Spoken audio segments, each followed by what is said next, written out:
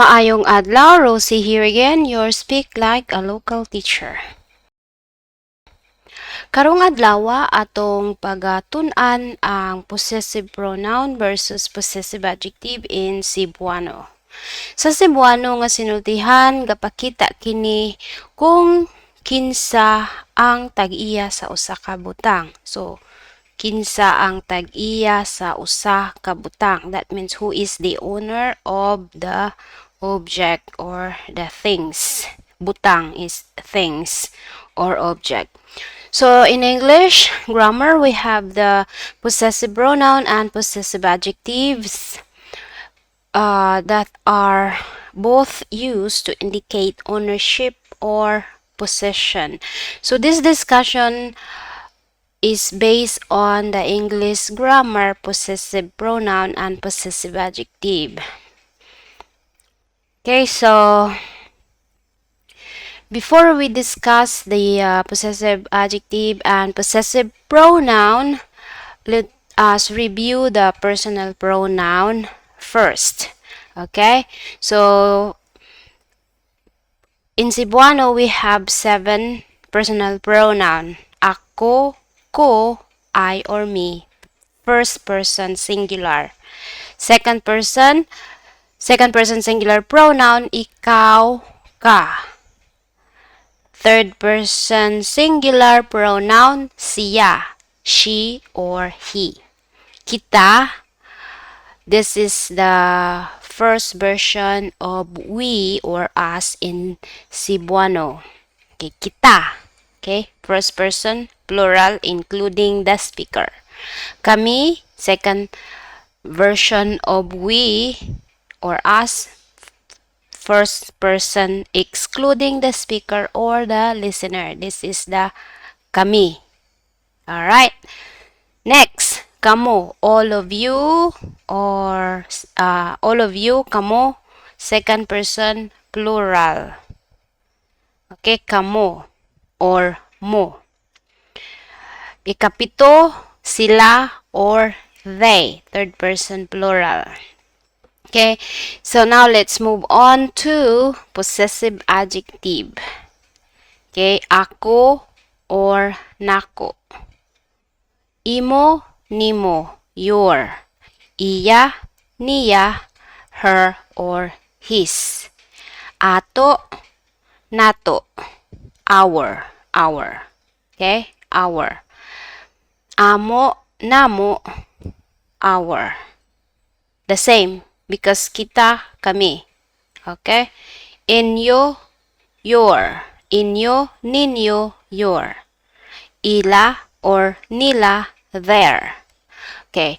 Note, there are 2 ways in using this, before or after the noun. That is why we have ako or nako, imo, nimo, iya, niya, ato, nato, amo, namo, inyo, ninyo, ila, nila. This is because you have the before and after the noun. Basically, this is objective and subjective case as well. Okay. Next, we have the possessive pronoun ako or akoa. Please do not get confused with this with the ako, which is the first person singular pronoun. The pronunciation is not the same. The first person singular we say ako. For possession or possessive pronoun we say ako. Ako or mine or akoa. Okay? Imo, imuha, yours. Iya, iyaha, hers or his. Ato, atua, ours. Amo, amua, ours. Inyo, inyuha, yours. Ila, ilaha, theirs. Note, use this only if the object is known to both speaker and the listener. Okay, let's move on to ako or nako. my. In English, my. So, we have ako is before the noun. So, use linker ng before the noun. So, we have the nang, ing, nang, usually at the beginning of the sentence. That is why subjective case. Asa akong bag? Where's my bag? So, akong bag. Okay? So, because of the linker ng, asa akong bag. Nasabtan ba? Okay. Sunod nga example. Akong mama nga gwapa. My beautiful mother. So, position, right? Possessive adjective. Because it is before the noun. Akong trabaho kay maestra. I'm a teacher. Okay, so let's move on to after the noun. Just notice the difference. Okay, usually in the middle or end of the sentence. Ang bag nako asa. So the same meaning. Asa akong bag, ang bag nako asa. Okay, just have this example is after the noun. That's why we use nako. This is the basically objective case. Okay? Mama nako nga gwapa. So we have the nga in the middle of the nako and the adjective gwapa na ay nga sa tunga in the middle, okay? Mama nako nga gwapa. Okay? Trabaho nako kay maestra. So kay here is like my work is a teacher. Over here, the function of kay is like article okay? Trabaho nako kay maestra. Here, let's move on to imo, imuha, your in English. So, the same process. We have the before the noun, use the linker nang, and then after the noun, usually middle or end of the sentence. Ang imong bag bago? So this is a question, interrogative. Okay. Is your bag new? Ang imong bag bago? Okay? So let's go to after the noun. Ang bag nimo bago? The same. Bag-o na nga bag nimo. So the same ang bag nimo bag-o. This is a question. So you can also ask the same question but different order. Bag-o na nga bag nimo, you have the na. Okay, bag-o na nga bag nimo. Okay? So they are the same. Is your bag new? Alright.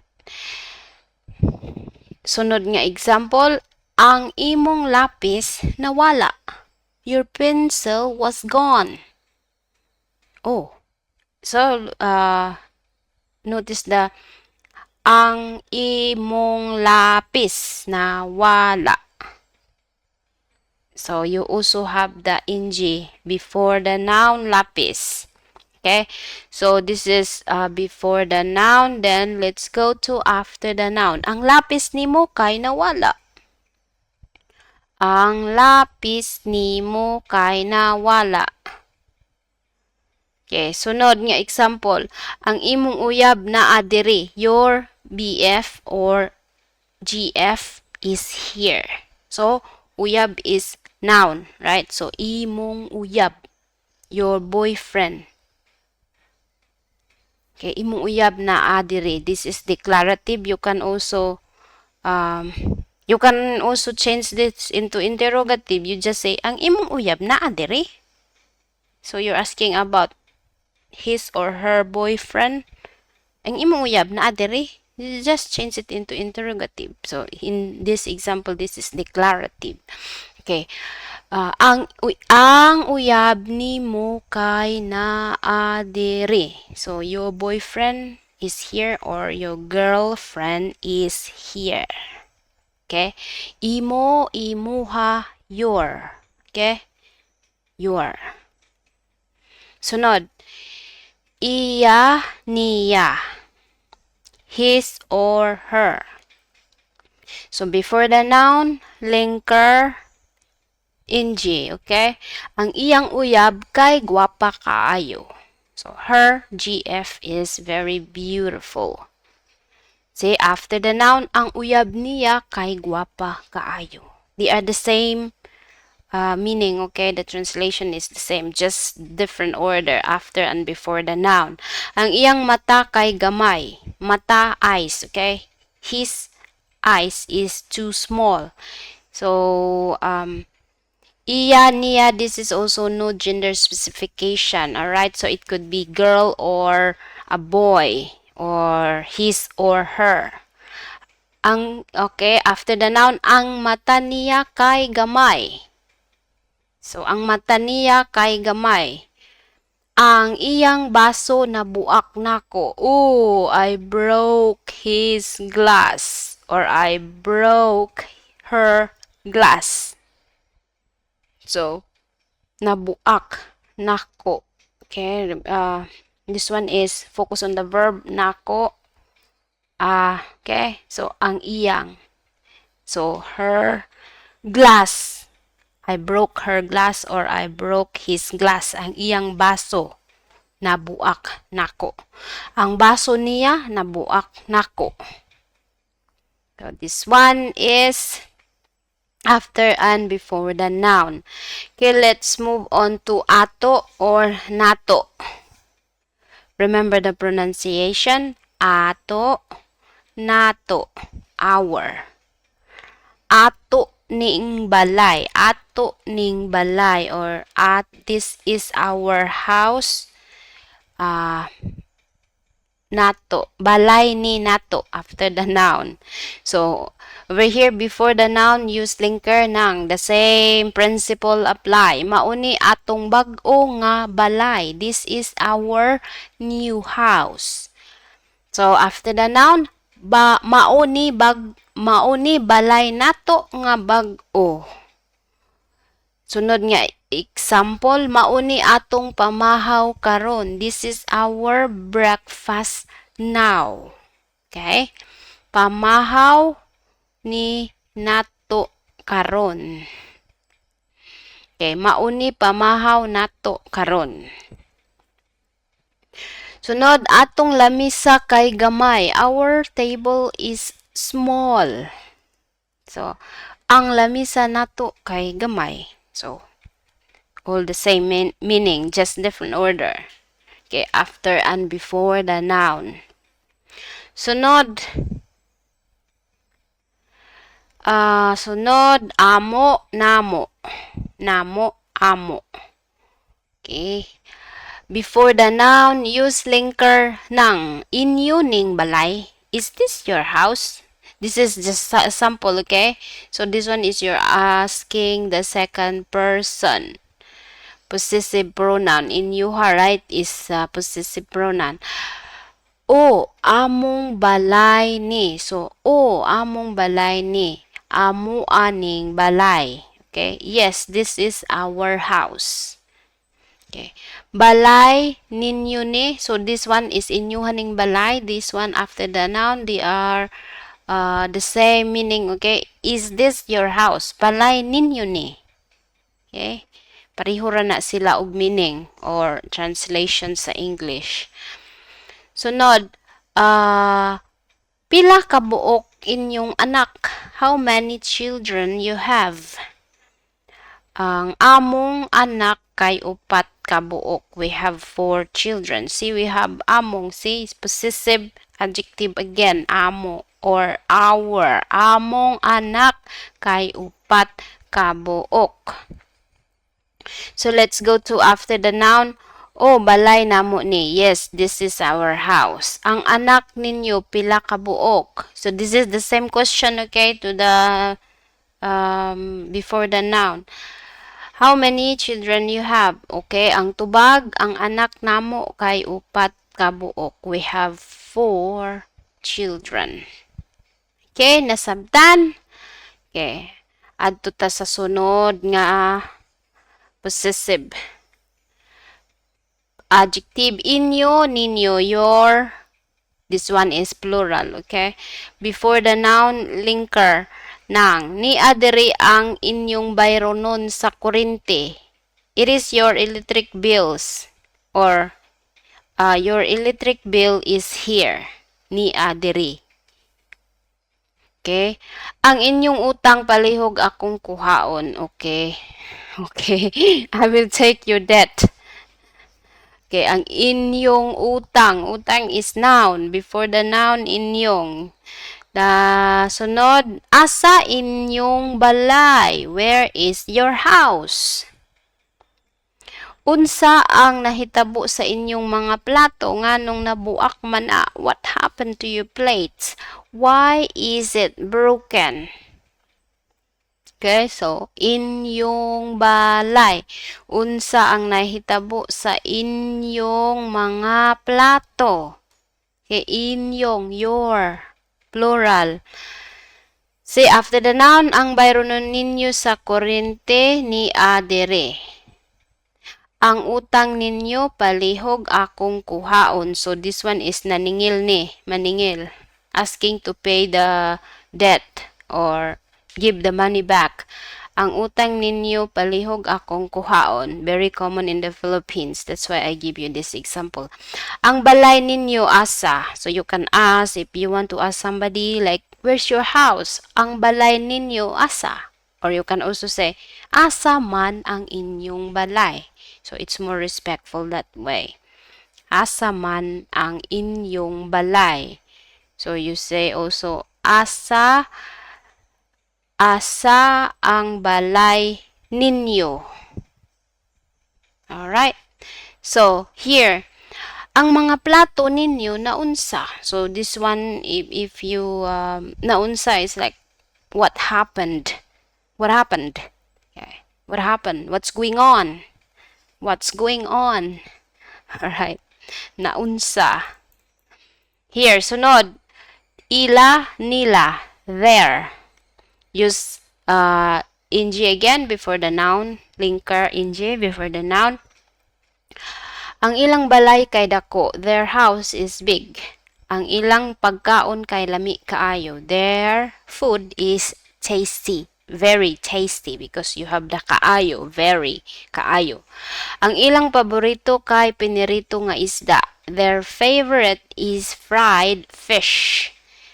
Ilang, their favorite food or their favorite is fried fish. Okay, after the noun, ang balay nila kay dako. Ang pagkaon nila kay lami kaayo. So this is the same, okay? The same, just different order. Ang paborito nila kay pinirito nga isda. Okay, isda, fish. So you learn some noun as well. Okay. So those are the possessive adjective. Now let's move on to possessive pronoun. Aku anak. That's mine. Imoha na. That's yours. Iyaha na. That's hers or his. Atua na. That's ours. Inyoha na. That's for all of you. Amoa na. That's ours. Ilaha na. That's for them. Okay, this is something near the speaker. Okay, akoa na. Akoa na. Near the speaker, but the object is away. Because that's mine. That's mine.